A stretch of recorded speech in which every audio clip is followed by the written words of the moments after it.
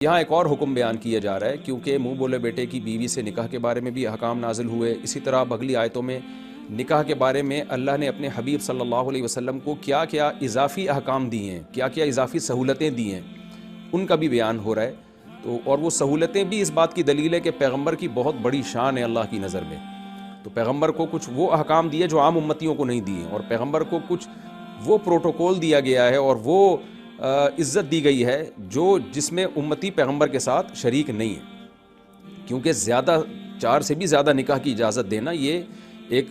عزت کی بات ہے، کرامت کی بات ہے۔ تو وہاں سے یہ مضمون شروع ہو رہا ہے۔ تو پہلے ایک مضمون بیان کیا گیا کہ اے ایمان والو، یہ مضمون تو سب کے لیے ہے، چاہے نبی ہوں چاہے غیر نبی۔ یا ایھا الذین آمنوا، اے لوگو جو ایمان لائے ہو، اذا نکحتم المؤمنات، جب تم مومن عورتوں سے نکاح کرو، ثم طلقتموہن من قبل ان تمسوہن، پھر ان کو چھونے سے پہلے تم اگر ان کو طلاق دے دو،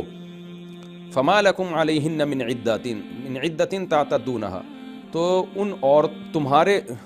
تمہارے لیے ان عورتوں کے اوپر کوئی عدت نہیں ہے جس کو تمہیں شمار کرنا پڑے۔ یعنی اگر تم نے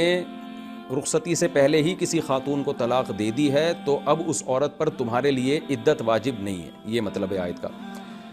اس میں چند احکام ہے۔ نمبر 1، اللہ نے فرمایا کہ مومن عورتوں سے اگر تم نکاح کرو اور پھر طلاق دے دو، تو یہاں ذکر تو مومن کا ہے لیکن یہ قید اتفاقی ہے۔ اگر کسی عیسائی عورت سے یا یہودی عورت سے بھی نکاح کیا تو بھی یہی حکم ہے کہ اگر رخصتی سے پہلے طلاق دے دی تو اس پر عدت واجب نہیں ہے، رخصتی کے بعد طلاق دی ہے تو پھر عیسائی یہودی عورت پر بھی عدت واجب ہے۔ اسلام اس کو اجازت نہیں دے گا کہ وہ کسی اور مرد سے نکاح کر لے۔ ویسے تو نارملی جو غیر مسلم کے نکاح اور ان کے حکام میں اسلام نے ان کو آزاد چھوڑا ہوا ہے کہ اگر کوئی عیسائی عورت کو طلاق دیتا ہے تو وہ عدت گزارے نہ گزارے یہ ان کا ہیڈیک ہے، لیکن اگر وہ مسلمان مرد سے نکاح کرے گی عیسائی عورت تو پھر، اور رخصتی بھی ہو گئی، ہم بستری ہو گئی، تو پھر اس یہودی یا عیسائی عورت کو طلاق کے بعد کہیں اور نکاح کی اجازت نہیں دی جائے گی، کیونکہ نسب میں مسلمان بچہ جو ہے نا، ہو سکتا ہے اس کے پیٹ میں ہو، اس میں خلل کا اندیشہ ہے۔ اور بھی بہت سی حکمتیں ہیں، صرف یہ حکمت نہیں ہے، میں شوہر کا حق بھی ہے کہ فوراً کہیں اور نکاح کی اس کو اجازت نہیں دی جائے گی۔ یہ حکمتیں میں بیانات میں بتاتے رہتا ہوں، ابھی اس کا موقع نہیں ہے۔ تو اس پر پھر جو ہے نا کہ کیونکہ عدت صرف اللہ کا حکم نہیں ہے، اس میں شوہر کے حق کو بھی رکھا گیا ہے سامنے، تو شوہر چونکہ مسلمان ہے لہذا اس کا حق یہ ہے کہ فوراً طلاق کے بعد عدت کمپلیٹ ہوئے بغیر عورت کہیں اور نکاح نہ کرے۔ اچھا، عدت کا مطلب خوب سمجھ لیں۔ جب عورت کو حکم دیا جاتا ہے نا عدت کے بعد نکاح کرے، تو عدت کا مطلب صرف یہ نہیں ہے کہ عورت نے شوہر کے گھر میں ٹائم گزارنا ہے۔ اصل تو یہی ہے کہ عورت شوہر کے گھر میں ٹائم گزارے گی اور نان نفقہ اس دوران شوہر کے اوپر ہی ہوگا، لیکن اگر عورت نے گناہ کیا اور شوہر کے گھر کے باہر کہیں عدت گزار لی اس نے، لیکن 3 مینسز جب گزریں گے تو عدت کا ٹائم پورا ہو جائے گا، تو گناہ تو ہوگا کہ گھر میں کیوں باؤنڈ نہیں ہوئی، لیکن وہ نکاح بہرحال کہیں اور کر سکتی ہے۔ تو عدت کا مطلب ہے عدت کا ٹائم، اگر ٹائم گزر گیا تو عدت گزاری ہو یا نہ گزاری ہو اس کے لیے کہیں اور نکاح کرنا حلال ہو جاتا ہے۔ جیسے کسی شخص کا انتقال ہو گیا تو انتقال کے بعد اس کے بیوی کی عدت ہے 4 مہینے 10 دن۔ اب عورت پر لازم ہے کہ وہ 4 مہینے 10 دن تک شوہر کے گھر میں رہے اور کوئی زینت اختیار نہ کرے، اور اس سے پہلے کہیں اور نکاح نہیں کر سکتی، لیکن 4 مہینے 10 دن کا ٹائم گزر گیا اور عورت نے اس دوران زینت بھی اختیار کی، شوہر کے گھر سے بھی نکل گئی، تو گناہگار تو ہوگی، لیکن یہ ٹائم گزرنے کے بعد اب عدت کا موقع ختم ہو جائے گا، اب اس کے لیے کہیں اور نکاح بہرحال جائز ہوگا۔ یہ مسئلہ سمجھ لیں۔ تو پہلا مسئلہ تو یہ ہوا کہ مومن عورت ہو یا کتابی ہو، یہودی عیسائی ہو، اگر رخصتی ہو چکی ہے تو عدت واجب ہے، رخصتی نہیں ہوئی تو عدت واجب نہیں ہے، یعنی کہیں اور فوراً وہ نکاح کر سکتی ہے۔ ادھر مرد نے طلاق دی، ادھر فوراً اس نے کہیں اور نکاح کیا۔ دوسری بات یہ کہ یہاں یہ حکم نہیں دیا جا رہا کہ ایسی عورتوں کو طلاق دیا کرو، بلکہ ایک مسئلہ بیان کیا جا رہا ہے کہ اگر تم نے ان کو طلاق دے دی ہے، ثم طلقتموہن، پھر ان کو اگر طلاق دے دو، یعنی کسی ضرورت کی بیس پہ، کیونکہ بلا ضرورت طلاق دینا شریعت میں معیوب ہے، ابغض الحلال ہے، حلال چیزوں میں سب سے ناپسند اللہ کو طلاق ہے۔ تیسرا حکم یہاں پر یہ من قبل ان تمسوہن، اس سے پہلے کہ تم نے ان کو چھوا ہو۔ تو یہ چھونا جو ہے کنایا ہے جمع سے، یعنی ہم بستری کرنے سے، کیونکہ قرآن ایک پاکیزہ کلام ہے، تو جب وہ اس طرح کی بات آتی ہے تو اس کو کنایا میں ذکر کرتا ہے۔ جیسے فَأْتُوا حَرْثَكُمْ أَنَّىٰ شِئْتُمْ، اللہ نے کہا نا جب عورت حیض سے پاک ہو جائے تو ان کے پاس جا سکتے ہو، تو پاس جانے کا کیا مطلب، پاس تو جب حیض آ رہا ہو تب بھی جا سکتا ہے، تو یہ کنایا ہے، ان سے ہم بستری کر سکتے ہو۔ تو یہاں بھی مطلب ہے ان سے ہم بستری کے بغیر تم نے طلاق دے دی، تو اس لیے تو ان پر عدت واجب نہیں ہے۔ اب یہاں ہم بستری کا مطلب کیا یہ سمجھیں۔ علماء نے لکھا ہے کہ جو فقہاء مفسرین نے اس کی تفسیر کی ہے کہ ہم بستری چاہے حقیقتاً ہو چاہے حکماً ہو۔ حقیقتاً کا مطلب تو یہ کہ فزیکل ریلیشن ہوا، حکماً کا مطلب یہ کہ عورت نے اپنے آپ کو شوہر کے حوالے کر دیا اور مرد عورت سے ہم بستری کر سکتا تھا، یہ موقع ملا مرد کو، یعنی خلوت صحیحہ جسے کہتے ہیں، ایسی تنہائی میں اکٹھے ہو گئے کہ میاں بیوی اگر فزیکل ریلیشن کرنا چاہتے تو کوئی ممانعت، کوئی رکاوٹ نہیں تھی. تو اگر اس کنڈیشن میں بھی وہ جمع ہو گئے، پھر بے شک ہم بستری نہ بھی کی ہو، تو طلاق کے بعد عورت پر اب عدت واجب ہوگی. وجہ اس کی یہ ہے کہ یہ جو یعنی عدت کا ایک عدت جو ہے نا، عدت جو عورت پہ واجب ہوتی ہے، اس میں دیگر مصلحتوں میں سے ایک حکمت اور مصلحت یہ ہے کہ بچہ جو ہے، بچہ اس کا نسب محفوظ ہو. تو شریعت کا حکم یہ ہے کہ آپ جب بھی کوئی بیان دیتے ہیں نا، تو آپ کے حق میں تو وہ بیان مانا جاتا ہے بغیر گواہ کے اور بغیر دلیل کے معتبر، لیکن کسی تھرڈ پرسن کے حق میں وہ معتبر نہیں مانا جاتا. یعنی میں اگر کوئی ایسا بیان دے رہا ہوں جس کی زد پڑ رہی ہے کسی دوسرے شخص پہ، تو دوسرا شخص کیس کر سکتا ہے کہ بھئی آپ یہ بیان کیوں دے رہے ہیں، کیا دلیل ہے. تو اب مسئلہ یہ ہے کہ میاں بیوی نے کہہ دیا کہ ہمارے درمیان ہم بستری نہیں ہوئی ہے، تو ہم کہیں گے ٹھیک ہے نہیں ہوئی ہوگی، لیکن اس بچے کا کیا قصور ہے بھائی؟ ہمیں اس بچے کے بارے میں کیسا پتہ چلے گا کہ واقعی ہم بستری ہوئی ہے کہ نہیں ہوئی ہے؟ عین ممکن ہے ان کے درمیان ہم بستری ہوئی ہو اور حمل ٹھہر گیا ہو، عورت نے کہیں اور نکاح کر لیا فوراً، اب بچے کا اصل باپ کوئی اور تھا، لیکن کنفیوژن میں ہم کسی اور کو اس کا باپ قرار دے دیں گے. اس میں نقصان بچے کا ہے کہ اس کو حقیقی باپ سے محروم ہو جائے گا. تو اب میاں بیوی تو کمپرومائز کر سکتے ہیں کہ بھائی جس کا بھی بچہ ہو اس کے کھاتے میں ڈال دو، لیکن شریعت بچے کو جو ہے نا وہ ضائع ہونے سے بچاتی ہے. تو اس لیے فقہا کا اس پر اجماع ہے، تقریباً اجماع ہے، جتنے بھی جو مجتہدین ہیں نا ان کا کسی نے اختلاف کیا ہو تو اس اختلاف کا اعتبار نہیں ہے کہ بچے کے حق میں ان کا بیان معتبر نہیں ہے. یہ اگر کہتے ہیں نا کہ ہمارے درمیان جمع نہیں ہوا، تو ہم کہیں گے بھائی جب بند کمرے میں جمع ہو گئے اور امکان تھا کہ جمع کر لیتے تو ہم تمہاری بات کو مانتے ہیں، لیکن بچے کے حق میں نہیں مانیں گے، ہم یہی سمجھیں گے ہوا ہے. یعنی احتیاطاً عورت کو 3 مینسز جو ہے عدت کا حکم دیا جائے گا. لہذا من قبل ان تمسوہن کا مطلب یہ ہے کہ حقیقتاً تم نے ان کو چھوا ہو یا حکماً چھوا. حکماً کا مطلب چھوا تو نہیں ہے، لیکن احکام اس پہ چھونے کے ہی جاری ہوں گے، تو جس کو خلوت صحیحہ کہتے ہیں. اس کی مثال ایسے ہے جیسے قرآن مجید نے سورہ بقرہ میں اللہ تعالیٰ کا حکم ہے وَإِن طَلَّقْتُمُوهُنَّ مِن قَبْلِ أَن تَمَسُّوهُنَّ، کہ اگر تم عورت کو طلاق دے دو چھونے سے پہلے تو فَنِصْفُ مَا فَرَضْتُمْ، تو جو تم نے مہر دیا اس میں سے آدھا دینا پڑے گا، پورا مہر دینا تم پر لازم نہیں ہے. تو وہاں بھی یہی مسئلہ ہے کہ ایک عورت نے اپنے آپ کو شوہر کے حوالے کر دیا، بند کمرے میں دونوں جمع ہیں، شوہر نے نہیں جمع کیا اس سے، اب اگر شوہر نے طلاق دیا نا تو اب پورا مہر دینا پڑے گا شوہر کو. وہاں بھی یہ سوال پیدا ہوتا ہے کہ قرآن تو کہہ رہا ہے کہ جن عورتوں سے تم نے ہم بستری نہیں کی ان کو طلاق دو گے تو پورا نہیں آدھا ہے. تو وہاں بھی ہم یہ کہتے ہیں کہ بھئی جب فقہا یہ کہتے ہیں، ہم کیا کہتے ہیں، جو فقہا جو قرآن مجید کو زیادہ سمجھتے ہیں اور محدثین مفسرین جو آج کل کے اسکالر سے قرآن کو بہت زیادہ سمجھتے ہیں اس کی منشا کو، کہ بھئی عورت نے جب اپنے آپ کو شوہر کے حوالے کر دیا ہے تو اب یہ مرد کا قصور ہے کہ اس نے عورت سے ہم بستری کیوں نہیں کی. بند کمرے میں جمع ہو گئے اور کوئی عورت کی طرف سے رکاوٹ نہیں تھی، ہاں رکاوٹ تھی تو ایک الگ بات ہے، عورت کی طرف سے کوئی رکاوٹ بھی نہیں ہے، تو اب آپ اگر نے کچھ نہیں کیا تو یہ باپ کا قصور ہے، اس سے عورت کا حق ضائع نہیں ہوگا.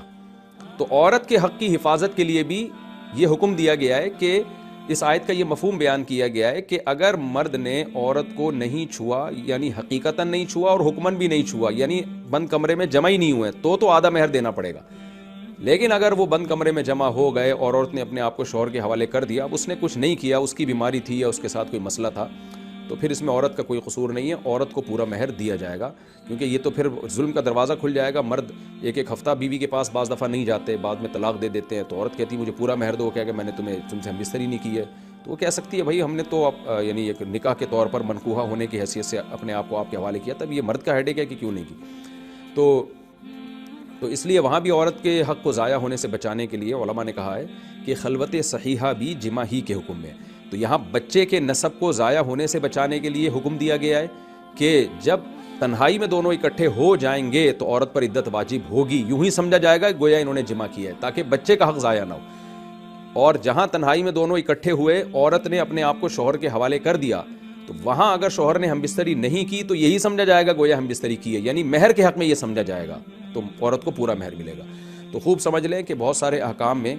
خلوت صحیحہ وہ جمع ہی کے حکم میں ہوتی ہے، اس میں عورت پر عدت واجب ہوتی ہے. اسی طرح ایک اور مسئلہ ہی سمجھ لیں کہ عورت کی اگر رخصتی نہیں ہوئی ہے اور مرد اس کو طلاق دے دے، تو اگر طلاق یوں دیے تمہیں 3 طلاقیں تو اکٹھی تینوں واقع ہو جاتی ہیں، اور اگر یوں دیے تمہیں طلاق طلاق طلاق، تو پہلی طلاق ہوتے ہی نکاح ختم ہو گیا اور عدت بھی لازم نہیں ہے عورت پر، تو بالکل یہ ختم ہو گیا۔ اب جب دوسری دفعہ طلاق کا لفظ اس نے اناؤنس کیا تو یہ عورت اجنبی بن چکی ہے، لہذا وہ دوسری طلاق ضائع ہو جائے گی، واقع نہیں ہوگی، تیسری بھی ضائع ہو جائے گی۔ تو ایک طلاق کے ساتھ نکاح ختم ہوگا، لہذا میاں بیوی جب چاہیں دوبارہ نکاح کر سکتے ہیں، کیونکہ 3 طلاقیں نہیں ہوئی ہیں، یہ مسئلہ ہے۔ لیکن اگر میاں بیوی نے تنہائی میں ٹائم گزار لیا، پھر اگر شوہر نے بیوی کو یوں طلاق دی، یعنی جمع نہیں کیا ہوا دونوں کے درمیان، لیکن شوہر نے بیوی کو کہا تمہیں طلاق ہے طلاق ہے طلاق ہے، اس طرح 3 طلاقیں، تو تینوں واقع ہو جائیں گی حالانکہ جمع نہیں ہوا۔ تو وہاں بھی یہی وجہ ہے کہ اس بات کا امکان ہے کہ بھئی یہ ہو سکتا ہے حلالہ کی جو ہے نا وہ بچنے کے لیے، جو جائز حلالے کی بات کر رہا ہوں، ناجائز حلالے کی بات نہیں کر رہا میں، کہ یہ دونوں نے مکمکا کر لیا ہو کہ ہمارے درمیان کچھ بھی نہیں ہوا، لہذا ایک طلاق واقع ہوئی ہے۔ تو وہاں چونکہ شریعت کا حق ہے، شریعت عورت کو اجازت نہیں دیتی شوہر کے پاس دوبارہ جانے کی اگر شوہر ہم بستری کر چکا ہے، تو وہاں ان کی بات کا اعتبار نہیں کیا جائے گا۔ یوں کہا جائے گا ٹھیک ہے بھائی ہو سکتا ہے آپ سچ بول رہے ہو، لیکن تینوں طلاقیں واقع ہوں گی کیونکہ میاں بیوی بند کمرے میں جمع ہوئے تھے۔ ابھی آپ کہہ رہے ہو کہ دونوں نے ہم بستری نہیں ہوئی، لیکن ہمیں اس بات کا علم نہیں ہے، ہم ظاہر کو دیکھیں گے۔ ظاہر یہی ہے کہ جب مرد اور عورت کو کوئی بیماری بھی نہ ہو اور کوئی رکاوٹ بھی نہ ہو اور وہ دونوں بند کمرے میں جمع ہوں، تو یہ بہت مشکل ہوتا ہے کہ دونوں جمع نہ کریں، دونوں مرد جو ہے وہ عورت سے اپنی ڈیزائر پوری نہ کرے، اپنی خواہش پوری نہ کرے، یہ بہت، اس کا وقوع بہت ہی شاذ و نادر ہے۔ تو ہم یہی سمجھیں گے کہ بھائی عورت کو مہر تو آدھا ملے گا، کیونکہ عورت خود اعتراف کر رہی ہے کہ بھئی میں نے اس کو قریب نہیں آنے دیا، تو اس لیے عورت کو مہر تو آدھا ملے گا، لیکن کیونکہ عورت کے خلاف اس کی زبان کا، اس کی بات کا اعتبار کیا جائے گا، لیکن 3 طلاق کے حق میں ان کی باتوں کا اعتبار نہیں کیا جائے گا، بلکہ تینوں طلاقیں واقع ہو جائیں گی۔ تو یہ میں یہ بتانا چاہ رہا ہوں، جو مسئلہ سمجھانا ہے کہ خلوت صحیحہ جو ہے نا، خلوت صحیحہ، صحیحہ کا مطلب فاسد خلوت نہ ہو۔ بعض دفعہ تنہائی تو ہوتی ہے لیکن ہم بستری سے بہت سی چیزیں رکاوٹ بنی ہوئی ہوتی ہیں، تو اس تنہائی کا اعتبار نہیں ہے۔ باقی اس کے تفصیلی احکام فقہ کی کتابوں میں تو، اور یہ جو آج کل کے نئے نئے اسکالرز آ رہے ہیں ان کو کچھ بھی بیچاروں کو نہیں پتہ ہے، نہ خلوت صحیحہ کا پتہ ہے، نہ فاسدہ کا پتہ ہے، نہ کچھ شریعتی، لیکن بنے ہوئے ہیں اور ایسے لوگوں کو قرآن کی غلط تفسیریں بیان کر رہے ہیں، کیونکہ انہوں نے باقاعدہ پراپر وے میں پڑھا نہیں ہوتا۔ تو اللہ ان کے شر سے ہمیں محفوظ رکھے۔ عدت کے حکام بھی چینج کر دیے اب تو بہت سے آج کل کے اسکالرز نے، جو حالانکہ قرآن میں وہ منصوص ہیں۔ تو خلوت صحیحہ بھی بہت سے احکام میں ہم بستری ہی کی طرح ہوتی ہے۔ تو یہاں بھی یہ مسئلہ ہے کہ اگر خلوت صحیحہ کے بعد مرد نے عورت کو طلاق دی ہے تو پھر عورت پر عدت واجب ہے، خلوت صحیحہ سے پہلے اگر طلاق دے دی ہے تو پھر عورت پر عدت واجب نہیں ہے۔ یہ دوسرا مسئلہ ہو گیا۔ اب ہم تیسرے مسئلے کی طرف چلتے ہیں۔ فَمَا لَكُمْ عَلَيْهِنَّ مِنْ عِدَّةٍ، اللہ نے فرمایا تمہارے لیے ان عورتوں پر کوئی عدت نہیں ہے۔ اس سے پتہ چلتا ہے کہ عدت اللہ کا بھی حق ہے، شوہر کا بھی حق ہے۔ یعنی شوہر اگر مر جائے تو شوہر کا بھی حق ہے کہ اس کے لیے عدت گزاری جائے، اور طلاق دے دے تو بھی حق ہے کہ جو ہے وہ عدت گزاری جائے۔ وہ حق کیا ہے کہ اس کا نسب کی حفاظت، اور حداد بھی ہے۔ حداد کا مطلب زوال نعمت النکاح، ایک نکاح کی نعمت چھن گئی ہے اس سے۔ یہ بھی فقہاء کی حکمت بیان کرتے ہیں کہ شریعت میں نکاح ایک بہت بڑی چیز ہے عورت کے لیے، خاص طور پر کہ اس کا شوہر اس سے چھن گیا ہے، تو اس لیے اللہ نے اس کو سوگ کا حکم دیا ہے۔ ہاں البتہ طلاق رجعی اگر ہے تو پھر اس میں شوہر کے گھر میں عدت تو گزارے گی، لیکن سوگ کا حکم نہیں ہے۔ سوگ کا مطلب زینت اختیار کر سکتی ہے وہ، تاکہ شوہر کے دل میں رغبت پیدا ہو اور وہ رجوع کرے۔ آگے اللہ تعالیٰ فرماتے ہیں فَمَتِّعُوهُنَّ وَسَرِّحُوهُنَّ سَرَاحًا جَمِيلًا۔ فَمَتِّعُوهُنَّ، ہاں یہ ضرور ہے کہ مہر واجب نہیں ہے، لیکن کچھ مال و متاع ان کو دینا ہے۔ وہ مال و متاع سورہ بقرہ میں اس کی ڈیٹیل گزر چکی ہے۔ وہ مال و متاع یہ ہے کہ اگر مہر مقرر کیا ہوا تھا تو آدھا مہر دینا ہے، اور اگر مہر سے جیسے تھا ہی نہیں تو ایک جوڑا دینا ہے عرف کے مطابق، جس کی تفسیر میں سورہ بقرہ میں ڈیٹیل سے بتا چکا ہوں۔ اور صحابہ میں عادت یہ تھی کہ بہت زیادہ مال و متاع دے دیا کرتے تھے، وہ متعوہن کو علی طلاق رکھتے تھے۔ اور آگے فرمایا وَسَرِّحُوهُنَّ سَرَاحًا جَمِيلًا، اور ان کو آزاد کر دو،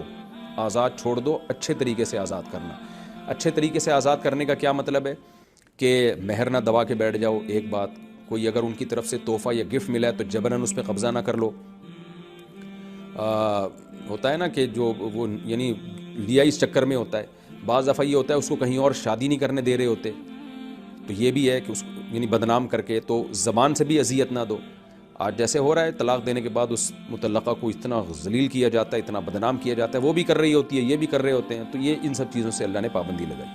اور ایک اہم بات اس میں ہمیں یہ بھی پتہ چلی، اس تصریح کہتے ہیں آزاد چھوڑ دینا، تو اس سے پتہ چلتا ہے کہ عورت باؤنڈ ہوتی ہے۔ یہ جو آج کل کے اسکالرز آ رہے ہیں نا، جن کو نہ قرآن کا پتہ نہ حدیث کا پتہ، ترجمے تک غلط کر رہے ہوتے ہیں، جو یہ کہہ رہے ہیں کہ عورت کو بھی خلا سے طلاق لینے کا حق ہے،